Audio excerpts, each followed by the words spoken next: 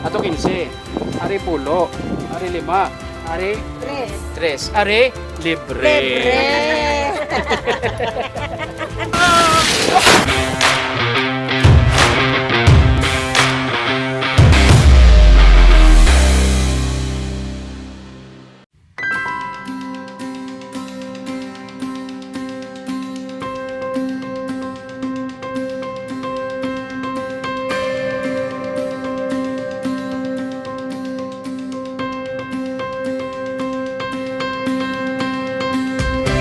Halos sa kada kanto sang sining nga barangay, may marang.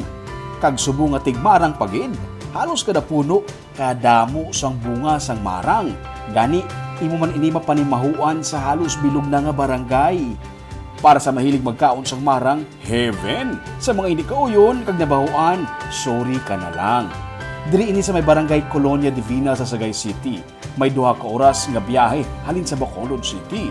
Nakaibalo ka mo bala nga ang Colonia Divina ang ginsuguran ni Reverend Roberto Mailom, taga-Tagum Davao siya, kag nagpatukod sang simbahan sa Iloilo kag nagsaylo diri sa Negros. Diri sa kabukiran sang Sagay City siya nakasugod sang Alaf Divine Temple sang June 7, 1937. May mga kaupod siya nga mga tumuluugi kan man sa nagkalinlain nga lugar, gani ang ngalan sa ilang mga purok, Guimaras, Cebu, kag iban pa nga mga lugar, depende kung di ka naghalin man nga lugar. Asaw Negros. May Purok Negros din? Cebu. Purok Cebu. Gimaras. Purok Guimaras. Pilar. Pilar. Sigma. Kung di nagikan ini nga sibilisasyon, amo na ngalan sa purok nila. Sigma. Kawayan, Inang Kawayan. Ang laon niya din nahalin laon. Basi, Hindi na sila yun. Muslim mga laon sa mga tao. Mga laon na to, just na. Sabi ko kasi mga laon to, gagipain ang mga laon. 1957, nanging isa na kabarangay ang Colonia Divina. 1,400 hectares ang kalaparon sa barangay, kalabanan sa mga pumuloy diri, nagasalig sa pagpanguma. Halin sa tubo, humay, kaag prutas, isa na diri ang marang. Ginsiguran sa mga pumuluyo ang pagtanom sa mga marang tubtub, naglapta na bangod sa mga kabog o kunbats. Ano nagdamo ang marang?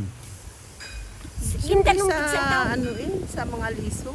sa mga liso man nagkalin nga ginlapta sa mga Masilig tao. man ang mga farmers liso para Pero nakuha bulig sa mga kabog. dapat sir. Siya ang napanapta. Oh. Nga mo nang kanabang kabang gawin, makita ko may mga marang. Tungkol sa mga kabog. Ang iban sir ginatanong bitman. Gani bisan diin, may puno na sang marang, sa higad sang dalan, pati na sa kabukiran. Nakaibalo ko mo bala nga mayari diri sila sang ginatawag nga virgin forest. Diri makita ang native trees sa iban pa nga mga puno, pati na syempre ang marang sa gihapon. Puloyan man ini sang libo-libo nga mga flying foxes o kun mga kabog. Wala basta-basta nagasulod diri, kinahanglan may upod ka nga lokal kay basi magtalang ka sa 4 ka hektarya nga kagulangan. So, muna ginatawag nila nga virgin forest. Sang una, subong botanical garden na katungkol dito sa virgin, kinasudla na sa mga tao. Mga 4 hectares ni siya nga protect ng mga kakahuyan diri sa ila mismo nga barangay. Natandugan kita ang virgin forest. Ang virgin forest, ha? 3 hectares siguro sir mo. 4. So, ang virgin natandugan na. Oo. Botanical garden na lang. Para na lang guro sa mga 3 hectares. Hindi na siya applicable nga ihambal mo siya kay tungod nga damo na. Pero popular, mas kilala siya, popular siya nga kilala nga virgin forest. So, tagod na siya po nga virgin forest. Kag hindi pwede madisturbo ang mga bats. Kag kun hapon, nagaginuha sila. Kag nagalibot.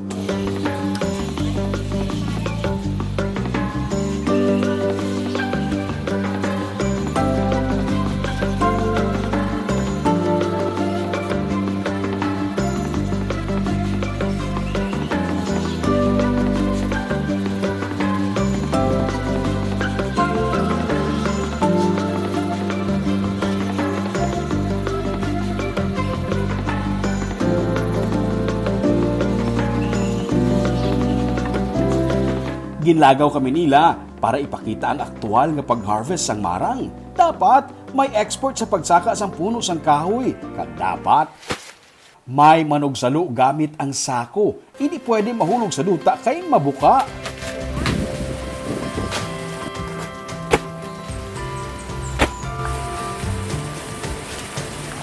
Ilawan mo ang luto sa mga dala. Oo. Luto dapat ba?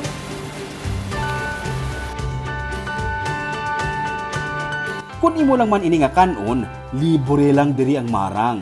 Ginahatag lang ini basta luto lang. Ang mga hilaw abi, gina-harvest kag ginabaligya sa mga pumuluyo. Magluwas sa marang, kadamo sa iban pa nga mga fruit trees nga maatilawan mo diri. Lubong ko ako taas ng ilong.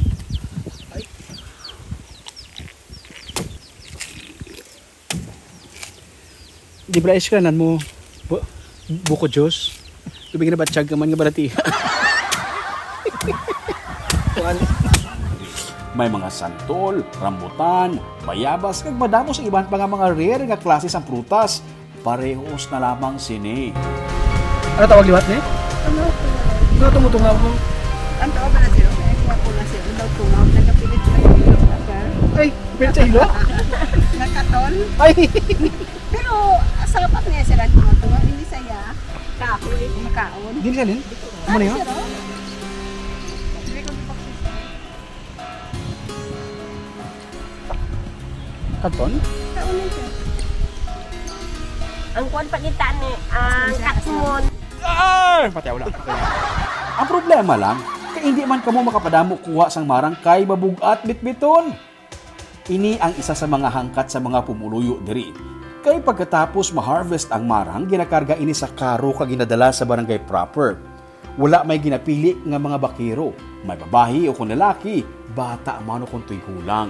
Kung Sabado, pagpatak sang alas 2:04 sang hapon, nagainabot ang karo sang marang. Diri na abi nagapangompra ang mga middleman, kag sila naman ang nagagasto para matransport ini sa mga merkado o kung diindira nga banwa. Pero sa diri pa lang, barato kataba ang marang, 15 tubtub 3 pesos. May libre pagani kung luto na. Ginapakao na lang sa mga naganilabay. Ato 15. Ari pulo.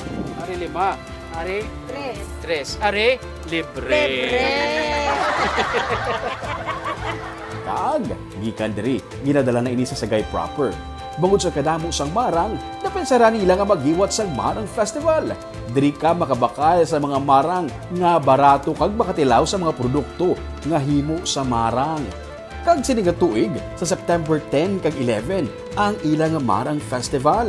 Bangod sang marang, naging popular ang Barangay Colonia Divina kag luyag ini nila nga ma-preserve.